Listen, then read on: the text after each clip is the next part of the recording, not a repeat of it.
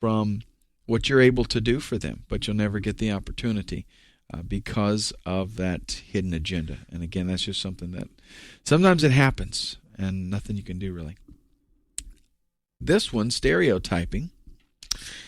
This is something that unfortunately is very real, and it's unfair a lot, but it does happen. If they recently had an employee that belonged to a certain club or membership or some type of organization, and you happen to belong to that same club or organization, and you put it on your resume, unconsciously, they're going to link the two of you. And if that employee, if they had problems with him, you're going to be a problem. Fortunately, it works the opposite direction, so you got a 50-50 chance.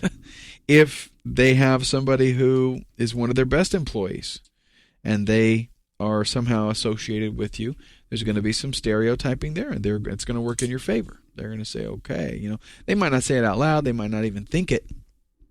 It'll just be like a subconscious thing. And it's something that people do. I would even go as far as to say it's somewhat natural, because if you went to one college and somebody else went to another college, you're just going to think that they're the same. They're going to be similar. If the one is lazy, then the other one's probably going to be lazy too. That kind of thing. And it's not always true. I know it's not. Usually, in fact, it's not. But stereotyping just happens, so you got to deal with it. How can we deal with that? Well, be careful with what you put on your resume. Only put things that really you think are pertinent.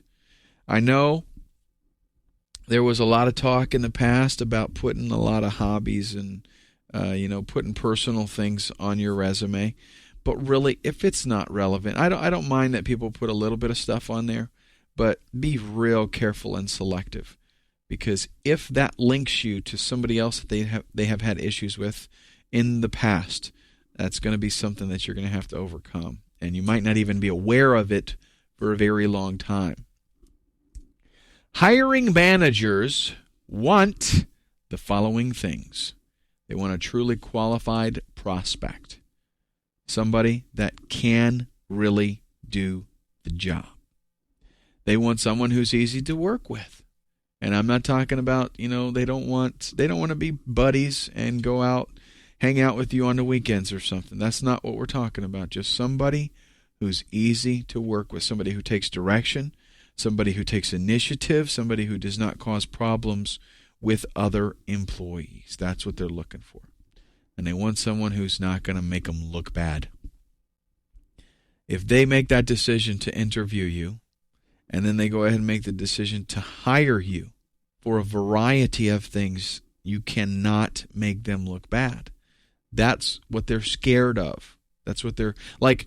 That puts a mark on them. If they hire you and you're a drunk and you can't hardly come into work without being drunk, or they hire you and you're late all the time, they hire you and your products that you're supervising are constantly, substandard, you can't do the job maybe, that makes them look bad. That's a mark against them that's going to stay with them for a long time.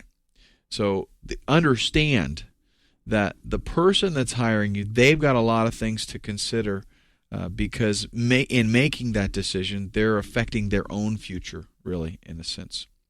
So here's the hurdles that we need to overcome. Your resume is going to get sent out. It's got to pass the electronic scan.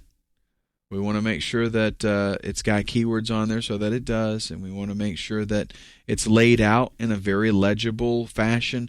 No super fancy fonts. You get a super fancy font on there, and it might not get, the way this works with the electronic scanning is when they scan it in, then the computer goes through and tries to identify the letters and then make words and all that kind of stuff. Not just graphics, but actual text now, so that the computer can read it.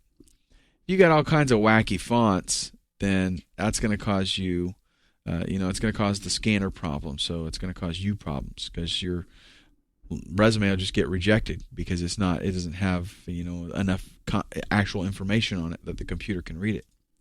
The 10-second scan usually going to be done by a receptionist or an administrative assistant or someone like that. This is just a very cursory exam Remember, it has to hit home. Your resume has to look nice, layout, easy to read. No super big long paragraphs. Just short sentences, short and sweet, to the point. And if you pass that, then it's going to go on to the 30-second scan, where much more, digging into it to see if there is really something here that could benefit the company.